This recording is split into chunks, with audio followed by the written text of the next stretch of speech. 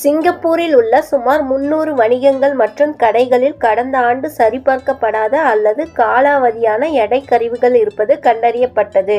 இதுபோன்ற கருவிகள் தவறான எடையை காட்டுவதால் வாடிக்கையாளர்கள் நியாயமற்ற விலையில் பொருட்களை வாங்கும் அபாயம் உள்ளது. பொதுமக்கள் தாங்கள் வாங்கும் பொருட்களுக்கு நியாயமான விலையை கொடுத்து வாங்குகின்றனர். ஆனால் முறையான எடை காட்டப்படாத கருவிகளை பயன்படுத்தும் போது மக்கள் நஷ்டத்தை சந்திக்கின்றனர். இந்த பிரச்சனையை தவிர்ப்பதற்காக என்டர்பிரைஸ் சிங்கப்பூர் அமைப்பின் எடைகள் மற்றும் அளவீடுகள் அலுவலகம் கருவிகள் சரியாக வேலை செய்கிறதா என்பதை கண்டறிய சோதனை நடத்தியது. சரிபார்க்கப்பட்ட எடை கருவிகளின் மீது அடையாள ஸ்டிக்கர்கள் ஒட்டப்பட்டன.